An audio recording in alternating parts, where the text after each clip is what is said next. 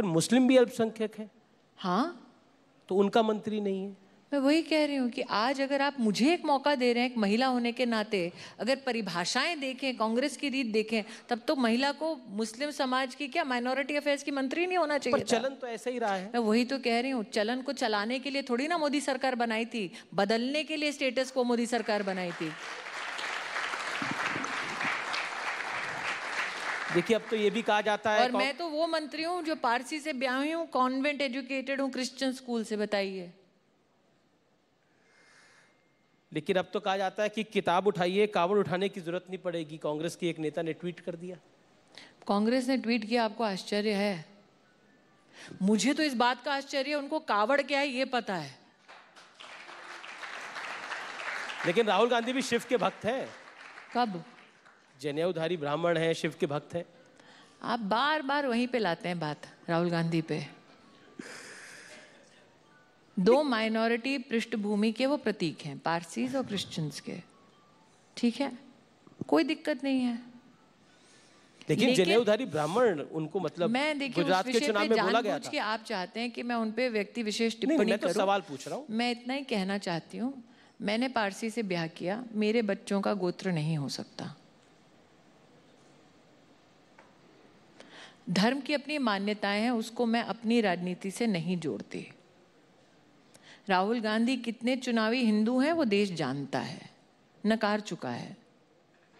आप चाहते हैं मैं विशेष उन पे टिप्पणी करूं ताकि वापस सोनिया जी सदन में आके कहें डोंट टॉक टू मी? क्यों कर रहे हैं भाई साहब?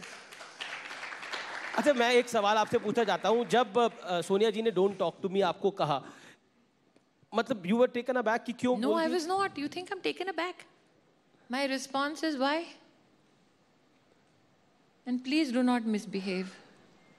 Even then, I was very, very cordial. Madam, don't misbehave, please. पर गांधी परिवार से को आपसे इतना लगाव क्यों है? मतलब काफी, मैं बहुत प्यारी महिला हूँ। देखिए, हिंदुस्तान में वो वक्त चला गया कि आप बोलें कि हम राजा और प्रजा चुपचाप बैठ के तमाशा देखे। राजा को इस बात का गुमान नहीं होना चाहिए कांग्रेस पार्टी में, क्योंकि उनको एक आधिकारिक रूप से लगता है कि इतिहास ने उनको ये अधिकार दिया है कि हम राजा और बाकी सब रंक। एक दिन तो रंक उठेगा और कहेगा क्यों मैडम? इसलिए तो कहा था अमीर जी कि एक पत्थर तो तबीयत से उछालो। लेकिन राहुल गांधी ट्वीट करते हैं जो राजा के खिलाफ है, जो बेरोजगारी महंगाई की बात उठाता है। राहुल गांधी बेरोजगार हैं, इसमें उनकी अपनी गलती है। पर वो कहते हैं मैं देश का मुद्दा उठाता हूं क्योंकि महंगाई की बात। कहां उठाते हैं? मुझे बताइए कहां उठाया? वो लगातार ट्वीट करते रहते हैं। वो कर रहे हैं, कोई और कर रहा है? क्योंकि देखिए अधीर रंजन को हिंदी नहीं आती, उनको कितनी आती है ये भी पूछ लीजिए पहले। पर राहुल गांधी ने तो हिंदी में ही ट्वीट किया था। वही तो कह रही हूँ, आपको खुद यकीन नहीं हो रहा, आप मुझे देख रहे हैं। नहीं, मैं तो सवाल पूछ रहा हूँ आपसे, मैं तो क्योंकि आपसे सवाल पूछ रहा हूँ। आप भी बार बार चेक कर रहे हैं स्पेलिंग ठीक है कि नहीं, आपको भी यकीन नहीं है तो मुझे क्यों देख रहे हैं? देखिए अब आप मेरे पे बात डाल रही हैं तो मुझे लगता है कि खुद ही ट्वीट करते होंगे वो, तो जब उनका हैंडल है। नहीं, जनता क्या कहती है? अच्छा, महंगाई के विषय पर मैं बता दूं आपको, सबसे बेहतर टेस्ट है, एक बार पूछ लीजिए, खुद ही करते होंगे तो लौपतगामिनी लिख दें।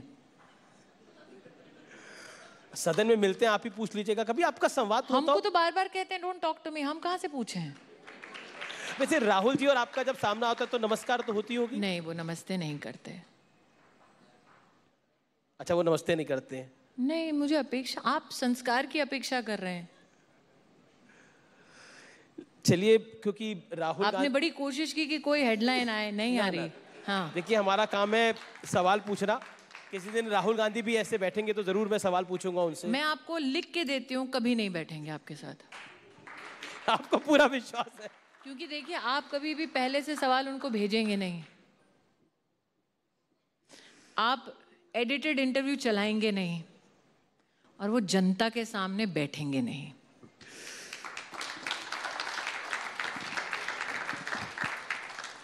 भाई, आजादी के अमृत काल की चर्चा हो रही है, आप विषपान काहे कर रहे हैं? अच्छा, आपको लगता है राहुल जी की बात करना विषपान है? नहीं नहीं, आपको विषपान करना पड़ रहा है क्योंकि आप उनकी हिंदी टटोल रहे हैं। आज तो नाग पंचमी भी है वैसे। और कहते हैं कि कांवड़ इसीलिए होता है क्योंकि भगवान शंकर ने इतना कंठ कह में दूं इस कॉन्क्लेव के मेरे इस इंटरव्यू से और कोई निष्कर्ष निकले या ना निकले, आपके खिलाफ एफआईआर जरूर निकलेगी। चलिए, कई एफआईआर देखी हैं, ये भी देख लेंगे। इस सभागार में आज कई प्रतिभाशाली ऐसी महिलाएं बैठी हैं जिनसे मैं परिचय करना चाहूंगी, प्रणाम करना चाहूंगी। आप मेरे और उनके बीच आ रहे हैं अभी जी। बस एक को मैं सामने देख पा रही हूँ, उनको प्रणाम कर रही हूँ। चलिए, बिल्कुल आखिरी दौर की ये चर्चा है। अरविंद केजरीवाल का ऐसा मानना है, अरविंद केजरीवाल जी का ऐसा मुझे पता उनको हिंदी आती है। जी जी, अरविंद केजरीवाल जी का ऐसा मानना है कि क्योंकि आम आदमी पार्टी का राइज हो रहा है, पंजाब में वो जीत गए, इसलिए बीजेपी डर गई है, उनके खिलाफ, उनकी सरकार के मंत्रियों के खिलाफ सीबीआई के छापे हो रहे हैं, ईडी की कार्रवाई हो रही है। जिन्होंने एक्साइज पॉलिसी बदली है, तुरंत पुरानी पे चले गए। वो कहते हैं मैं स्वीट टेररिस्ट हूँ, हैप्पी क्लास चलाता हूँ। Sweet terrorist? हाँ, उन्होंने बोला ना, जब पंजाब में उन पे आरोप लगे थे। हाँ। इतने हैप्पी हैं कि सत्येंद्र जी के घर पे इतने सारे गोल्ड बिस्किट मिल गए हैप्पीनेस में। वो कह रहे हैं कि दिल्ली में हैप्पीनेस इंडेक्स इतना हाई है, लेकिन मोदी सरकार हमसे अनहैप्पी है। दिल्ली में सत्येंद्र जी इतने हैप्पी थे कि इतनी सारी उन्होंने जायदाद ले ली हैप्पीनेस में। Very happy. लेकिन क्या आपको लगता है कि अरविंद केजरीवाल के साथ बीजेपी को प्रॉब्लम है और बीजेपी डर रही है, जो बार बार आरोप लग रहा है? केजरीवाल ने ये भी कहा था मुझसे डर रहे हैं, मैं बनारस आ रहा हूँ लड़ने लोकसभा। लड़े ना। वो कह रहे हैं अब सिसोदिया को जेल भेजेंगे आप भाई लड़े ना। जी लड़े। अब उनको क्या पता कि सिसोदिया जी ने ऐसा क्या कृत्य किया है कि वो जेल जाएंगे, और कोई नहीं बोल रहा, सिर्फ वही बोल रहे हैं। वो क्यों बोल रहे हैं? It's amazing, he is the only one saying. या तो वो जेल भेजना चाहते हैं खुद, वरना कोई बोल नहीं रहा है उनको छोड़ के। वो कहने की आप लोग पहले से मन बनाया हुआ है आपने, आप इनको भेजोगे। मेरा मन वो कैसे जाने है? मतलब मेरा मन मानना है सरकार का, उनका मतलब है कि सरकार, गवर्नमेंट। कौन? आप देखिए, सरकार में से किसी ने मनीष सिसोदिया का नाम लिया? नहीं लिया। सिर्फ और सिर्फ केजरीवाल साहब ले रहे हैं। क्यों? उन्हें लग रहा होगा उन्हें। अरे क्यों? ऐसा क्या किया है कि उनको लग रहा है? वही क्यों? उनके पूरे मंत्रिमंडल में कितने लोग हैं, उनको वही क्यों लग रहा है? वो कहते हैं वो कट्टर ईमानदार है। अरे बाकी ईमानदार नहीं है मतलब? सत्येंद्र जैन भी कट्टर ईमानदार है। तो मैं कह रही हूँ बाकी ईमानदार नहीं है, तो सभी ईमानदारों में से वो एक ईमानदार क्यों है जिसके बारे में उनको डर लगता है?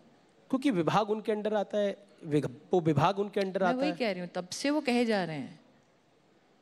कट्टर जितने आप बोल रहे हैं कि वो ईमानदार है, वो कितने ईमानदार है वो तो निकल आया, लेकिन मनीष जी के बारे में सरकार से कोई कुछ नहीं बोल रहा।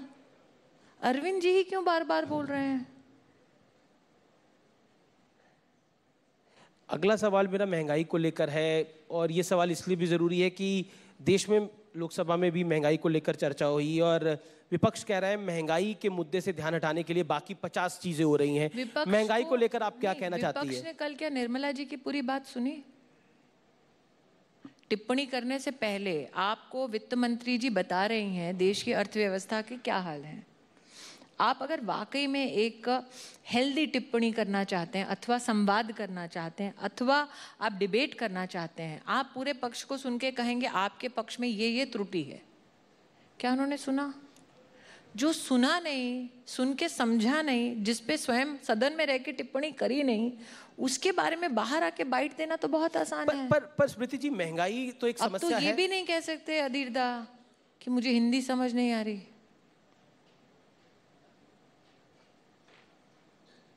आप सोचें, विश्व भर में आज आर्थिक व्यवस्थाओं में हर राष्ट्र की क्या हालत है। अमेरिका से बार बार लोग परामर्श करते हैं या कंपैरिजन करते हैं वहां और यहाँ के हालात।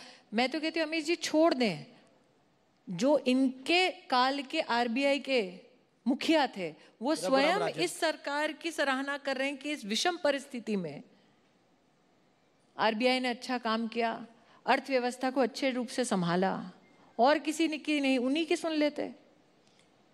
लेकिन 25 महीने 80 करोड़ नागरिकों को मुफ्त का राशन देना, 20 करोड़ से ज्यादा महिलाओं के बैंक के खाते में 30,000 करोड़ देना, 200 करोड़ वैक्सीन की डोजेस देना और कैपिटल एक्सपेंडिचर 1 लाख करोड़ से ज्यादा का रखना, सारी सरकारी स्कीमों को चलाना और टैक्स का एक पैसा ना बढ़ाना, ये कोई साधारण अचीवमेंट नहीं है। लेकिन जब मैं महंगाई की बात करता हूं तो पेट्रोल डीजल की कीमत भी आती है, रसोई गैस 1,000 रुपए से ऊपर हो गई है। ये सब्सिडी बड़ी समस्या है। सब्सिडी की मात्रा दी है निर्मला जी ने, जो उज्ज्वला में है उनको दी है। अपने ऊपर, अपने विभाग के ऊपर, सरकार के ऊपर वित्तीय भार को उन्होंने सिर्फ गैस की प्राइसेस को सब्सिडाइज करने के लिए उठाया है। कांग्रेस के जितने राज्य थे उनमें जाके बार बार हम गुहार लगाते रहे कि आप कृपया घटाएं अपना टैक्स। किया उन्होंने? नहीं किया। मैं वही कह रही हूं, अर्थतंत्र के ऊपर, अर्थव्यवस्था के ऊपर चर्चा करने के लिए आप हाउस में तो शामिल होइए। बार बार सरकार कहती रहे आप आइए, मुद्दे पे चर्चा कीजिए। अब वो कैसे आएंगे? अब जब उनको आना होता है तो नेशनल हेराल्ड पे ईडी के छापे हो जाते हैं। देखिए, आप अगर अपनी संवैधानिक रिस्पॉन्सिबिलिटी का निर्वाह नहीं करते तो क्या आपको वाकई में जनता का प्रतिनिधि बनकर उस हाउस में आने का अधिकार है? ये एक सोचने का जनता के लिए भी विषय है। नरेंद्र मोदी जी के पूरे कार्यकाल में गतिरोध के अलावा कांग्रेस पार्टी ने कुछ किया? नहीं किया। और विपक्ष से ये अपेक्षा है कि वो इस प्रकार का काम करेंगे। वो कहते हैं जब लेकिन जब देश पर विपदा आई अमीश जी, तब क्या उन्होंने देश का समर्थन किया? नरेंद्र भाई ने बार बार कहा मुझसे नफरत करते हो, देश से नफरत मत करो। एक बार क्या सोनिया जी ने कहा कि वैक्सीन से गरीब की जान बच सकती है, हाथ जोड़ती हूं वैक्सीन लगाओ? नहीं कहा। क्या गौरव किया इस बात का कि ये वैक्सीन हमारे देश में बनी है? नहीं। क्या इस बात का अभिनंदन किया कि 80 करोड़ नागरिकों को 25 महीने मुफ्त का राशन मिल रहा है? नहीं। वो तो छोड़िए, मैं रायबरेली की आप बात करते हैं, वहां दिशा कमेटी की मैं और सोनिया जी दोनों को कन्वीनर्स हैं। एक बार वहां नहीं आए, देश छोड़ दीजिए, अपनी लोकसभा क्षेत्र में नहीं आए। आजादी का अमृत काल है, आप देश के लोगों को क्या कहना चाहती हैं? क्या आपको लगता है कि क्योंकि प्रधानमंत्री मोदी ने एक आह्वान किया कि सबको अपने डिस्प्ले पिक्चर तिरंगा लगाना चाहिए, उन्होंने लगाई, और देश में सबको अपने घर पे तिरंगा लगाना चाहिए, लेकिन उसको भी लेकर भी पॉलिटिक्स हो गई। उमर अब्दुल्ला ने कहा कि डोकलाम पे पहले लगा कर आओ तिरंगा। उमर अब्दुल्ला साहब से अगर आप तिरंगे का सम्मान अपेक्षा कर रहे हैं तो माफी चाहते हैं। पर जयराम रमेश भी कह रहे हैं, वो कह रहे हैं कि मूर्खता है। वो जयराम रमेश भी कह रहे हैं कि 52 साल तक संघ के दफ्तर पे झंडा नहीं लगा था। वो भी झूठ है, और वो कितना झूठ बोलते हैं वो आपको अभी दिखाई दे गया कुछ दिनों में। जी दिखा। विषय ये है, तिरंगा किस बात का प्रतीक है? वो महज एक कपड़ा नहीं है जो लहराता है। उसे शान से लहराने के लिए कितने लोगों ने अपना प्राणों का बलिदान दिया है सरहद पर। जब प्रधानमंत्री कहते हैं कि उस तिरंगे का सम्मान करो तो शहादत का सम्मान है। जब प्रधानमंत्री कहते हैं तिरंगे का आप सम्मान करो तो हिंदुस्तानियों की अपेक्षाओं का वह सम्मान है, संविधान का वो सम्मान है, आकांक्षाओं का वो सम्मान है। और मैं अपने देश में शान से अपना तिरंगा नहीं लहराऊंगी तो और कहां लहराऊंगी? तो जिसको इस बात से एतराज है कि तिरंगा शान से हिंदुस्तानी ना लहराए, वो अब तक हिंदुस्तान को समझा नहीं है। जी, क्योंकि वो तिरंगा किसी सरकार का नहीं है, राष्ट्र का है, हम सबका है।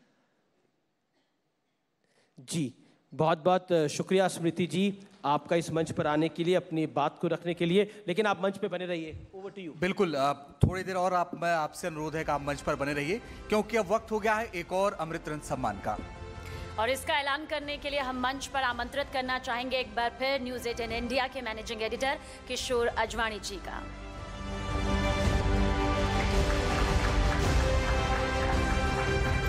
अब हम अमृत रत्न सम्मान के लिए उनका नाम लेंगे जिन्होंने देश की सभी लड़कियों को दौड़ने की प्रेरणा दी। जी हाँ, पीटी उषा जी। पीटी उषा एथलीट जगत का एक ऐसा नाम जिसे भारत के इतिहास में हमेशा स्वर्ण अक्षरों में लिखा जाएगा।